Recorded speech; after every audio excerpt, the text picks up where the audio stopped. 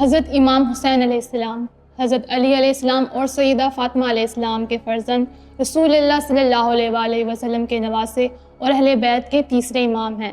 آپ 3 شعبان 4 ہجری کو مدینہ منورہ میں پیدا ہوئے اور سید الشہداء یعنی شہیدوں کے سردار کے لقب سے جانے جاتے ہیں۔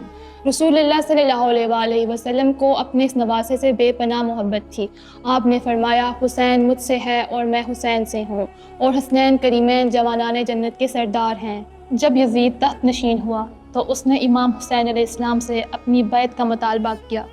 یزید ظلم، فسق اور بے دینی کا نشان تھا۔ اس کے ہاتھ پر بیعت کا مطلب باطل کو حق تسلیم کر لینا تھا۔ امام حسین علیہ السلام نے صاف انکار کر دیا اور فرمایا، ذلت کی زندگی سے عزت کی موت کہیں بہتر ہے، خواہ جان چلی جائے، باطل کے سامنے سر نہیں جھکے گا۔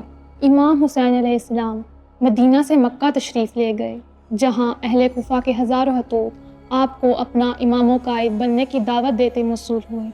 اسی دعوت اور حمایت کے یقین پر آپ اپنے اہل بیت اور تقریباً 72 جانثاروں کے ہمراہ کوفہ کی جانب روانہ ہوئے، مگر کوفہ والوں نے بے وفائی کی اور سفر ہی کے دوران آپ کو اپنے سفیر حضرت مسلم بن عقیل علیہ السلام کی شہادت کی خبر ملی۔ راستے میں یزیدی لشکر کے سردار حر بن یزید الریاحی نے آپ کا راستہ روکا اور آپ 2 محرم 61 ہجری کو سرزمین کربلا پر خیمہ زن ہونے پر مجبور ہو گئے۔ وہی حر جو بعد میں اپنے کیے پر شرمندہ ہو کر امام حسین علیہ السلام کے ساتھ آ ملا اور شہید ہوا۔ 7 محرم سے دشمن نے پانی بھی بند کر دیا اور اہل حرم شدید پیاس میں مبتلا ہو گئے۔ 10 محرم یوم عاشور حق و باطل کے فیصلے کا دن تھا۔ امام حسین علیہ السلام اپنے جانثار اور اہل بیت، بھائی، بیٹے، بھتیجے اور وفادار ساتھی ایک ایک کر کے میدان میں اترے اور جام شہادت نوش کرتے گئے۔ آخرکار امام حسین علیہ السلام تنہا رہ گئے۔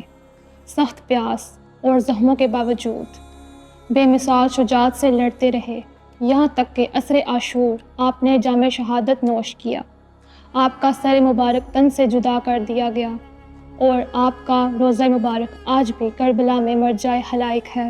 امام حسین علیہ السلام نے یہ قربانی کسی تخت یا اقتدار کے لیے نہیں، بلکہ دین کی روح، انسان کی عزت اور حق کی سربلندی کے لیے دی۔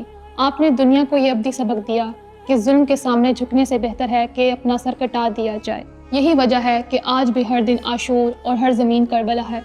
حسین علیہ السلام کا نام حریت اور سچائی کی علامت ہے، جبکہ یزید کا نام ذلت اور رسوائی کا مترادف ہے۔